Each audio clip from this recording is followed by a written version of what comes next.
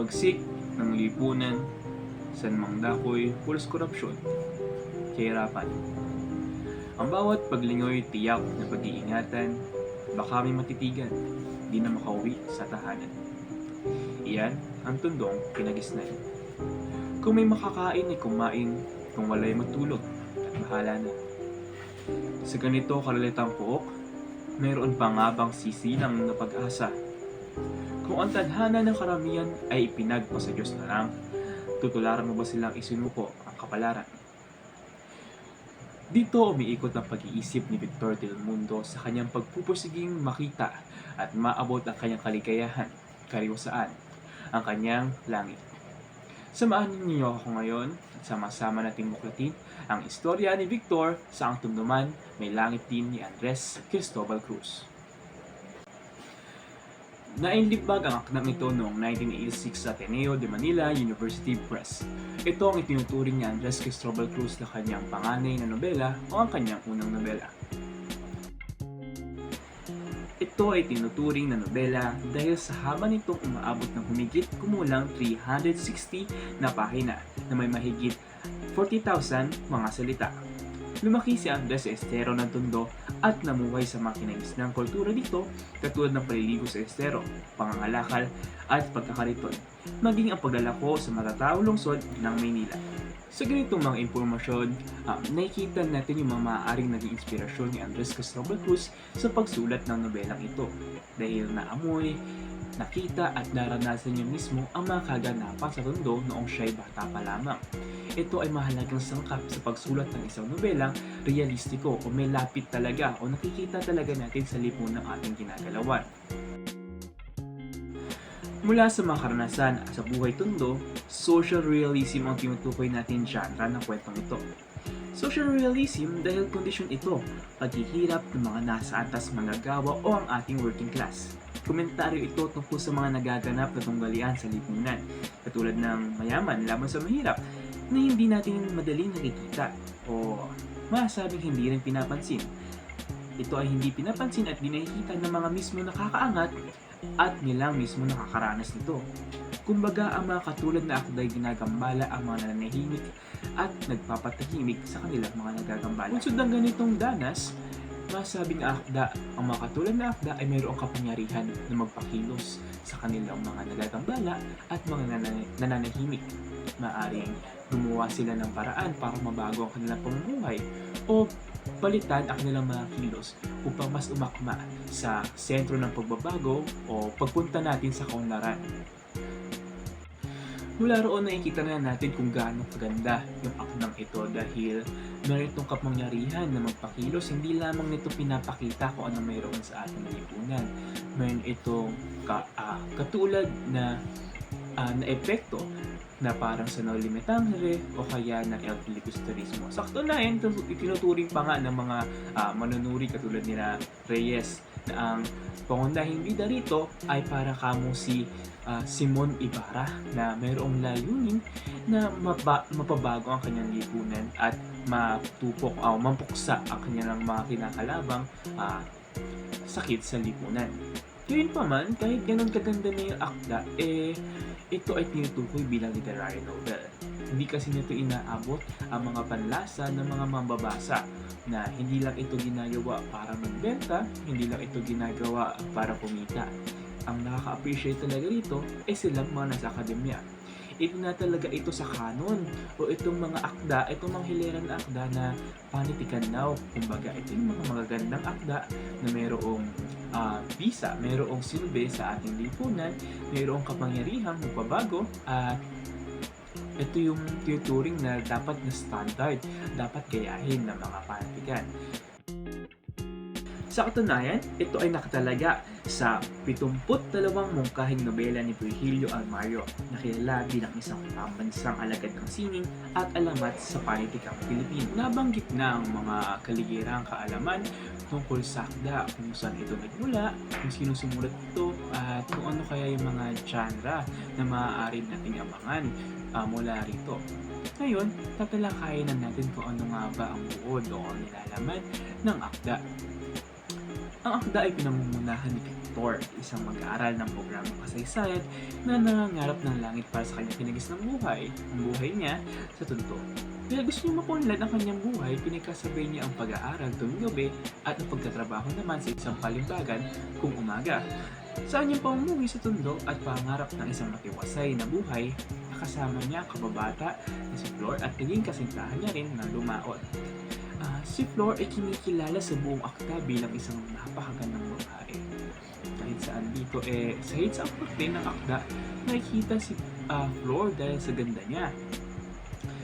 Pero kahit na magkaugnay sila ni Victor at nangangarap ng isang matiwasay na buhay para sa kanilang sarili, mapusok si Flor. Minabadali niya si Victor sa kanyang pag-aaral at gusto niya agad na magkaroon sila ng pamilya na lumabas sa kanilang kinapamumuhayan sa tundo at ayun, magpatuloy sa buhay na malayo sa tundo.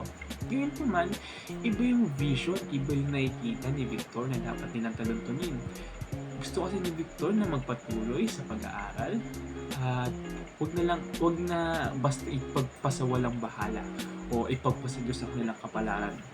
Ayaw niya madaliin kasi parang ito rin yung nagiging prinsipyo nila doon sa tondo.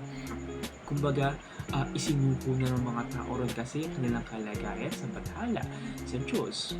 Gusto ni Victor na kumilos. Gusto ni Victor na gumawa ng paraan para mapabago ang kanilang buhay na gamit ang kanilang edukasyon, na gamit ang kanilang pag-aaral, na mapatunayan na kaming mga taga-tundo, kaya rin namin to.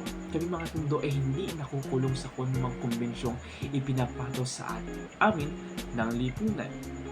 Kaming mga taga-tundo kaya rin ang ginagawa ninyo. Ganon nakikita ni Victor ang kanyang buhay. Pero, si Flor dahil nga nagmamadali, iniwan tuloy itong si Victor. Si Flor sumama kay Tonyo. Si Tonyo ay mayaman kumpara kay Victor. May pera kumpara kay Victor. Binibigay yung maraming buhay kay Flor kumpara kay Victor. Sa pagkasama ni Flor at Tonyo, sila ay nakabuo ng isang supling. Nagbuntis si Flor. Sa kanyang pagbubuntis, minalaman siya na mali pala ang kanilang pagkasama nitong si Tonyo. Kasi si Tonyo, sa kinamalas-malasan ni Flor, mayroong asawa at mayroon ng anak. Si Flor ay nilapitan mismo ng asawa ni Tonyo. Dito na ipakita ang kalagayan ng babae sa lipunan doon sa akda na kesyo itong babae ginawang parang parausan, ginawang parang scapegoat doon sa asawa na parang pantakas ng lalaki sa kanyang buhay. Pero ito naman pala si Tonyo ay minamahal naman pala itong si Flor. Naging problematic nga lang yung bahagi ng akda kasi kahit na gano'n, tinanggap nitong si Chabeng, ng asawa ni Tonyo, na mayroong babae si Tonyo hanggat mahal niya ito. Kumbaga, sinasabi pa niya na sports lamang daw siya. Ayun.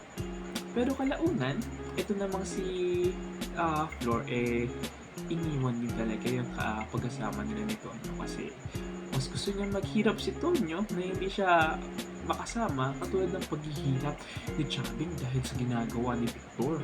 Tinanggap ni Tonyo, tinanggap na lamang kasi ni Chabeng yung kapalaran niya. Pero si Flor, hindi naman siya ganun nung lumakot at iniwan niya si Tonyo. Gusto niya mamuhay ng mag-isa kasama ang kanyang anak na pinangalanang si Anton Torres. Sa kabilang banda, habang pinagpapatuloy nitong si Victor ang kanyang pag-aaral, marami siyang mga nakadaupang palad. Kabila na rito si Alma.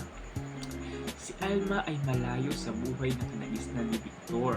Kasi si Alma mayaman, may pera, may panggastos, may mga pribilehiyo na wala kay Victor.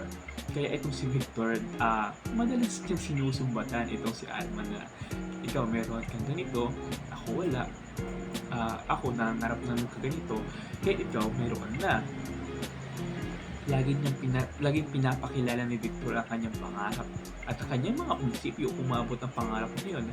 Dahil si Victor ay hindi lamang nangangarap na makuha ang isang bagay, gusto niyang may lakipan ito ng prinsipyo mula sa na naipakita mula sa akda. Mula sa ganung mga pang-uuyam, panunumbat ni Victor pagpapaalala ng kanyang pangarap, na-fall itong si Alma. Parang nakita niya na kailangan niya rin maghanap ng langit katulad ng hinahanap ni Victor para sa kanyang sarili. Kung si Victor, ang kanyang langit ay maraming matiwasay na buhay na malayo sa mundo o may saayos ang mundo. Nakita ni Alma ang kanyang pangarap dito pangarap na buhay kasama si Victor. Kumbaga nakita niya ang langit kay Victor. Ang nangyari nga lang, mayroon pang kaakibat yung pagkakita ni Alma ng langit kay Victor kasi meron din siya nakilalang Dolores. Si Dolores ay kasambahay ng kanyang ama na nabuntis. Nabuntis si Dolores, binayaran umalis. Nakikita ni Alma yun bilang isang responsibilidad na marapat niyang bigyang hustisya ang ganun danas ng mga taong naghihirap, mga taong iba sa kalipunan kanyang ginagalawan, kinapamuhayan.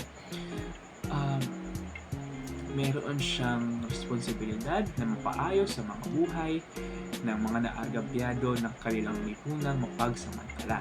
Ganun yung nagiging prinsipyo ni Alma. Kaya katulad ni Victor na nag-aral ng history major, nagtuturo rin siya.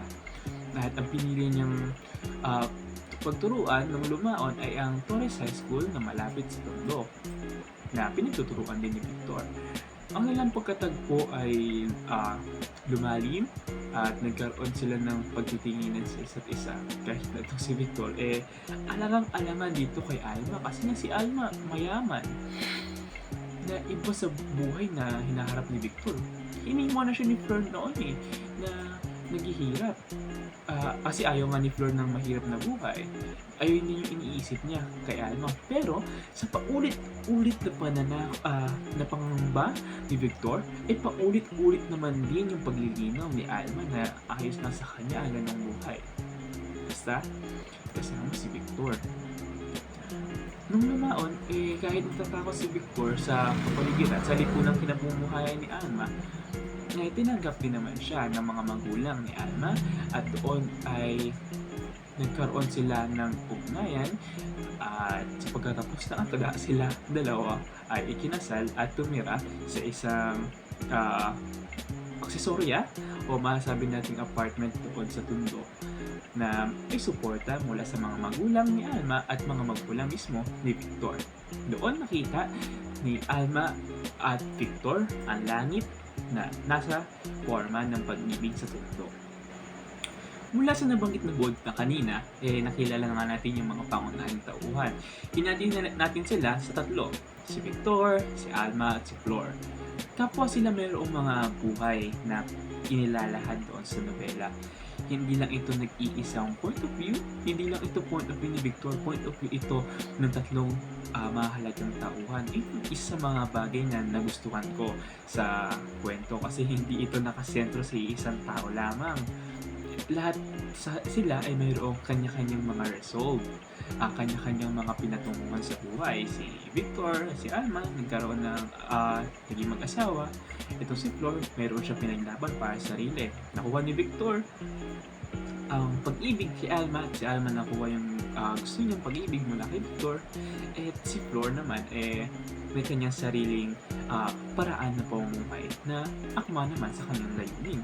Sinuportahan din sila ng napakaraming mga tauhan na consistent dumadalaw sa akda at nagpapatibay ng mga argumento nila sa buhay, ng kanilang mga motibasyon, ng kanilang mga prinsipyo.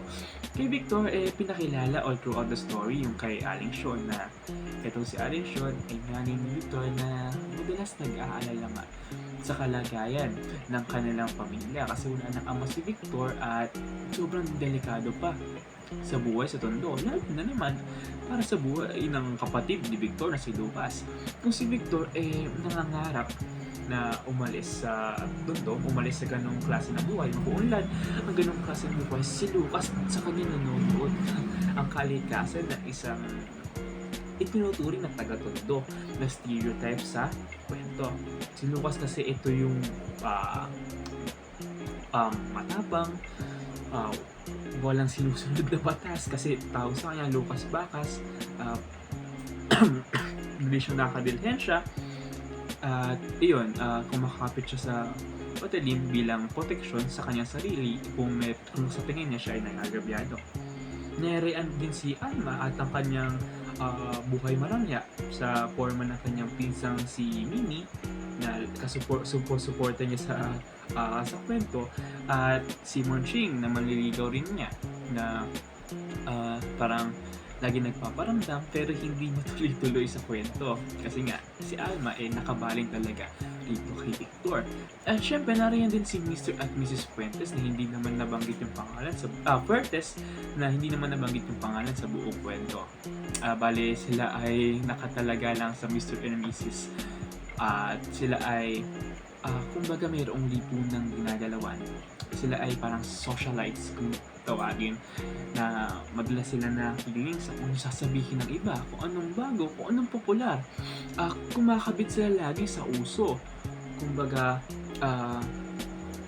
i-society page nga raw sa akda, sa mga palimbagan sa akda, ito yung mas kabisado ng mga taong ginagalawan. Mga taong gumagalaw sa lipunan nila Mr. at Mrs. Fuertes na ama at ina nitong si Alma. Kumbaga gustong-gusto lang nilang makihalubilo at makasabay sa kung anong dinidikta ng lipunan, lalo na ng lipunan ng mga mayayaman, ng mga nakakaangat sa buhay. Kasi anong sasabihin nila kapag hindi tayo sumunod sa ganun? Hinihiwalay na kasi katulad ng paghihiwalay ng mga tao sa lipunan sa tundo. Na itong tundo ay marungis, mabaho, mahirap, masama. Ganun, ayaw nilang mapunta sa ganung kalagayan. Doon napapakita agad ng mga karakter, ng mga nature ng karakter, yung pag-iisip at nagpapalutang sa mga tunggalian sa kwento katulad ng tao lamang sa lipunan na mayroong masama para sa kanila, mga lumalabag sa pamantayan dahil hindi nila sinusunod kung anong dapat ginagawa ng mga mayayaman. Itong mga lumalabag naman sa pamantayan, pinipilit nilang maabot kung ano man yung pamantayan ididikta ng mga tao sa lipunan o silang mga mayayaman kung batay sa akda. Si Flor, meron nga rin siyang sarili-sariling mundo katulad ng kay Tonyo, kay Chabeng at sa kanyang yaya na si Dolores. Si Dolores, ito nga yung nabanggit kanina na yaya ni Alma. Kaya nagkatagpo talaga ng mariin ang kanilang mga istorya dito. Isa sa mga nagpapaganda nga, magkakaugnay talaga yung mga istorya na para silang pamilya na hindi naman hiwa-hiwalay. Hindi naman magkakalayo ng lubusan. Pero namumuhay sila sa isang lipunan na mayroong mga nasa pamantayan, mga nasa level nila Alma, at mayroong mga nasa level ng lumalabag sa mga pamantayan iyon na nasa forma nila Victor. Kaya ngayon, sila Victor gustong makasabay sa forma ng pamantayan nila Alma, pero sila Alma naman sa magandang bahagi, sa mabuting bahagi, natanggap naman ng lumaon. At minahal mismo ang nasa forma ng paglabag na ginagawa ni na Victor. Kumbaga, yung mga mayaman na standard sa lipunan, naunawaan naman at tinanggap kung ano yung mga ginagawa ng mga nasa ibaba.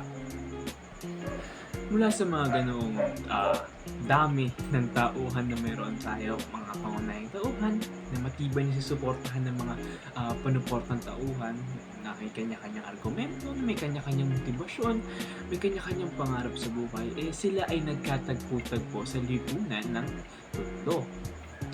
Ang tundo yung pinaka-setting ng kwento at ang panahon dito ay masabi natin nasa 1930s to early 40s kahit ito ay nailimbag noong 1986 kasi mababangaan din sa loob ng akda yung paggamit ng mga lugar. natin makilatis din kung tayo nagbabasa ng mga akda na mayroong consistency doon sa mga pangalan ng putok, doon sa mga ginagawa, yung mga uso noon, mga katawagan sa bagay, mga gamit ng wika mismo. Ah, Doon kasi makikita natin kung hindi lamang yung mga kagustuhan, mga kahinahihiligan ng mga tao sa akda, kundi malalaman din natin kung anong panahon talaga, kung anong na meron doon. Katulad na lamang ng Dewey Boulevard na binanggit din natin dito. Ang Dewey Boulevard ay kalaunang tinawag na Rojas Boulevard, na ito ay hindi na palang napangalan ng Rojas Boulevard hanggat hindi sumasapit ang 1940s. Ngayon din yung Highway 54. Merong tinatawag dito na sakda na Highway 54 na pinagmanahuhan daw nitong si Alma na tinawag namang EDSA pagdating ng 1950s, kung di ako nagkakamali. Mula roon ay nakita natin na hindi lang dahil 1986 na ilambag ang akda, mga 1970s lang ito ginawa. Ang setting pala ang setting nito, bali ang setting pala talaga nito ay nasa pagitan ng 1930s at early 40s batay sa paggamit ng mga lugar na binanggit din doon sa akda. Mula sa tagpuan at mga tauhan, pwede rin nating banggitin kung ano nga bang technique na ginamit sa banghay nitong akda. Ito ay gumamit ng chronological kasi simula lang ito sa pinaka-umpisa ng kwento. Ito ay patuloy na tinatulog-tun yung daloy ng oras. Batay doon sa pinagmulang akda. Sa pagkiluntun doon sa oras, gumamit din ng technique na paralelo. Kasi itong si Alma, itong si Victor, itong si Flor, mayroong mga ginagawa na nangyayari ng sabay-sabay na inilalahad sa mundo. Halimbawa, habang itong si Flor ay nanganganak, mayroong nangyayari sa lugar nila Victor na ito pala habang tinatulog to ni Flor yung kanyang delivery. Ito si Victor at si Lucas ito si Lucas na napasabak sa laban at itong si Victor ay tinulungan si Lucas. Ganyan. At meron din habang hinihintay naman ni Alma si Victor sa kanilang bahay. Ito naman pala si Victor ay may nangyayari naman sa kanyang kuya. Ganon. Napagsasabay-sabay yung mga pangyayari at nilalahad din ng malinaw doon sa kwento. Siyempre, hindi naman mawawala yung bahagi ng tunggalian sa kwento. Kasi itong tunggalian, sila yung nagpapalinamnam sa bawat pagbasa natin sa kwento. Dito nagkakaroon ng motibasyon ang mga tauhan. Ito yung mga sinusubukan nilang sugpuin. Nandito yung mga pagpapaunlad sa kanilang sarili para masugpo ang mga kalagayan ito.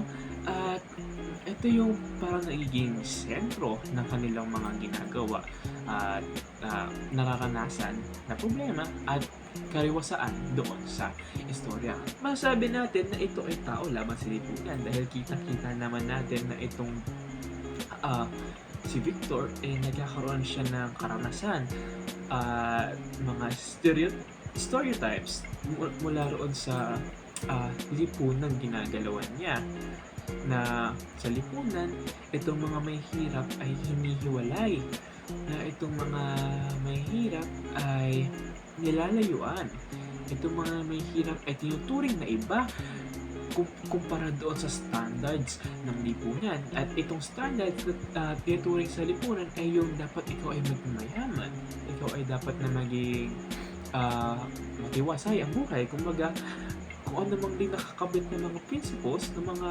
attributes mula roon sa tinutukoy na paraan ng pamumuhay na yun yung mga dapat maabot, dapat itama ng mga may hirap, na sila ay dapat maging bango, maging maganda, maging gwapo, na dahil hanggat di sila ganoon, sila ay inihiwalay doon sa lipunang pamantayan doon sa istorya. Kaya tao lamang sa lipunan, hinaharap ni Victor ang kanyang lipunan na inihiwalay ng mga may hirap. Ngayon din, mayroon ding ibang mga pagbaling na mayroong tao laban sa sarili kasi sa bandang dulo ng istorya ng nobela, itong si Victor naman ay humihiwalay na sa mga nauna niyang prinsipyo dahil natatakot siya rito kay Alma na magsama sila na ah, mamuhay ng buhay niya kasi nga iniwan na nga siya ni Flor na alam niya si Alma iba yung buhay na kinagisnan kumpara sa buhay niya, kaya natatakot na siya, parang hindi niya na inilalaban yung mga pangarap niya na sinasabi niya kay Alma na kahit sinabi niya dati na kailangan maghanap ng pag-asa, wag isuko yung sarili, wag isuko yung kapalaran, na gumawa tayo ng pagkilos. Sinasabi niya kay Alma bigla na dito naman sa buhay ko wala nang kwenta. Yung katauhan ko, wala nang kwenta. Ayun, doon nagkakaroon ng tunggalian sa sarili ni Victor kasi sinasinungat niya na mismo yung mga sinasabi niya kahit na mayroon siyang pangarap na pinapakilala ng una, hinihiwalay niya yung sarili niya at bumabalik basta doon sa mga prinsipyo gano'n. Pero ang nangingibaw taga dito ay yung tao laban sa lipunan bilang pangunahing tunggalian sa istorya. Sa ganitong mga lagay na mayroong tunggaling ang tao laban sa lipunan, kilala natin yung mga tauhan na mayroong mga motibasyon, mayroong mga kanya-kanyang hangarin, may mga tagpuan tayo, at meron tayong dali ng banghay, kailangan din natin ng lente, kailangan natin ng teorya para makita o matingnan kung ang kabuuan ng nobelang ito. Maaaring makita agad na Marxismo o Marxismo dahil tunggalin ito ng uri mayroong mga pinapahayag na gano'n sa kwento na mayroong mayaman, mayroong mahirap na sila ay nagka-clash dito sa kwento mula sa kanilang mga paniniwala, mula sa kanilang mga pagtatagpo. Nariyan yung umiismid itong pamilya ni at mga kasamahan ni Alma nung nakita nila yung pamilya at mga kasama ito si Victor na hindi sila humingiti ng genuine kasi iba to yan, iba yan. At narito rin yung mga kapangyarihan ng politika kung saan si Lucas ay nakikipaglaban para sa politikong pinaniniwalaan niya na mag-aangat sa kanyang estado ng buhay na may sagot sa kanya, sa kanyang mga problema, sa kanyang pamumuhay. Na totoo, itong mga politikong ito ay ginagamit lamang ng mga tao dahil sila ay naniniwala sa kanila, meron silang impluwensya, gusto nilang makaangat, gagamitin namin kayo dahil ganyan kayo. Pero, para sa akin, mas angkop na makita rin ito. Hindi pala angkop, pwedeng makita rin ito sa lente ng romanticismo. Tama na gustong bumalikwas, gustong umalis ni Victor sa kanyang buhay. Meron siyang pangarap na wait lang, shoutout muna dahil ito naman ay isang vlog. Halika't samahan tayo ng isang guest. Ang pangalan niya ay Puti. Mabalik tayo mula nga doon sa pagtalakay. Kahit na nilalabanan ni Victor ng kanyang buhay, parang niromantisan niya lang ito na parang nag-cherry pick lang siya sa kanyang buhay kasi hinayaan lang din nila ni Alma na manatili sila sa ganon. Hindi lubusang na ipalaganap sa kwento ang mga pinaplano ni Victor na pagpapaunlad sa tundo. Hindi naman talaga sila umalis, hindi pa nila napaunlad yung tundo. Namuhay lang sila sa isang aksesorya na sa tundo at sinusuportahan pa sila ng mga magulang ni Alma na kesyo gusto niya ng parang mahirap na buhay, na parang simple lang na buhay. Bibigyan namin kayo ng ganyan. Hindi nila inuudyokan na ng sarili na baguhin pa kung ano mang kalagayan nila. Pero naroon na yung mga plano Ang kulang na nga lang ay yung mismong pagkilos. Sa bagay, ang pamagat naman ng istorya ay sa tunduman. Ang tunduman may langit din. Doon lang nila nakita yung langit. Na kesyo hanggang tundo na lang sila. Pero mainam na naipakita sa kwento yung mga plano, mga prinsipyo ng isang tagatondo at mga pagtanggap ng mga taga magandang lipunan, ng mga taga mayaman na lipunan.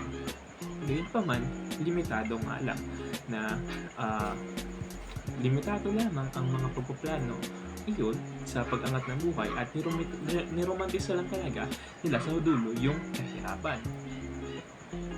Kahit naman na sa tingin ko niromantisa lang talaga yung kahirapan sa dulo ng nobela, recommendable pa rin talaga itong nobelang ito. Ito ay mabibili sa Ateneo Press, maaari sa kanilang website, umorder doon at basahin kung anong mga nilalaman nitong yung nobelang ito dahil ang dami nga nitong komentaryo tungkol sa lipunan dahil nilalaman nga talaga nito yung pagpapakilos na makita yung kalagayan mo bilang isang may pribilehiyo kung paano mo ituring itong mga na nasa mas mababang antas pagdating sa ekonomikal na pamumuhay at ikaw bilang nasa mababang antas ng ekonomikal na pamumuhay, gumawa ka rin ng paraan katulad ng paggawa ni Victor ng mga kanyang prinsipyo, ng kanyang mga pagpaplano upang umangat sa buhay at hindi na lamang basta ipagpasa Diyos ang iyong kapalaran na kumilos, na magtiyaga, na magsikap.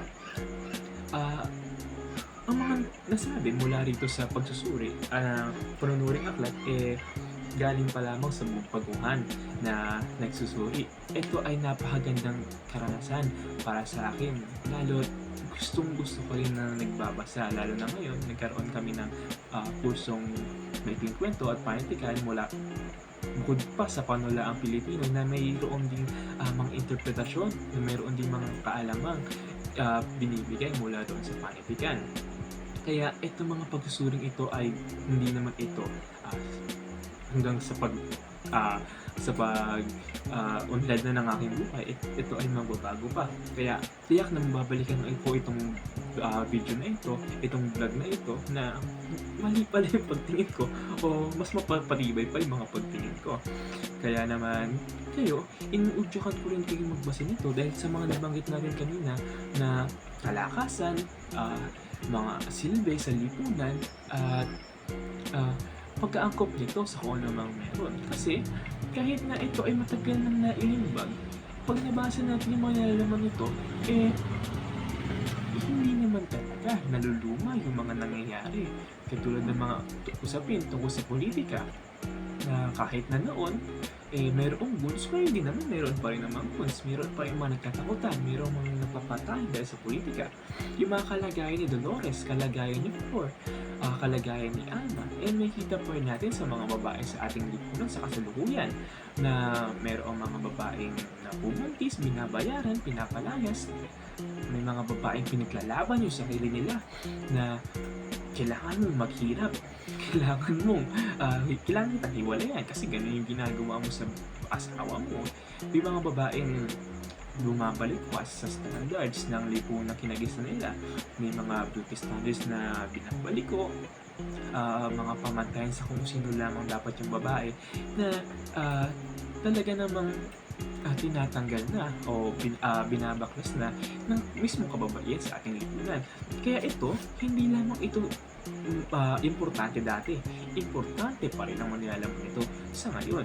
Mahalaga ang akda dahil bahagi ito ng kasaysayan.